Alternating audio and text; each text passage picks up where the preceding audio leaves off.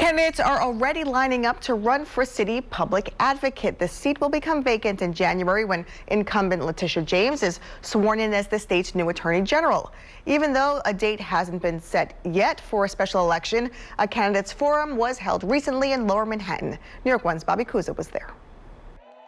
It was only a week ago that public advocate Letitia James was elected state attorney general. Now a host of those hoping to replace her are putting forward their visions for the office. You can give a voice to the most vulnerable New Yorkers, people who feel like they're not represented by the lobbyists, by the corporations, by the politicians. 7 candidates took part in a forum Wednesday. Many others were not invited. One complained loudly from the audience.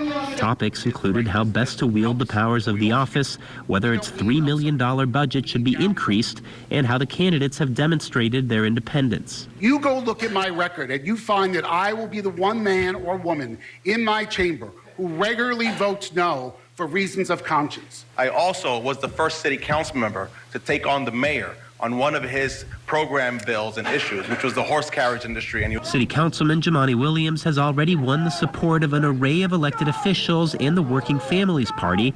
Wednesday, he bashed the governor and the mayor on the Amazon deal. Those two folks couldn't get together for the MTA. They couldn't get together for NYCHA. They couldn't get together for housing. But for freaking Amazon and $3 billion.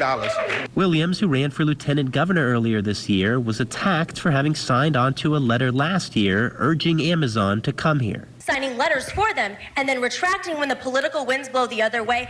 We are not in a livable city. This is public advocate. This is why it has to be independent. Meanwhile, city council legislation introduced Wednesday would abolish the office of public advocate altogether. One criticism is that it serves primarily as a springboard to a run for higher office, which some candidates swore off. I think it's really important that whoever runs for this job and takes this job explicitly say that they are not running for mayor, and I am not running for mayor. As for the timeline, Letitia James will be sworn in as Attorney General in January. The mayor will then call a special election to replace her, likely in late February. Whoever wins the seat will then have to defend it in the fall, in potentially both a primary and general election. In Manhattan, Bobby Kuza, New York One.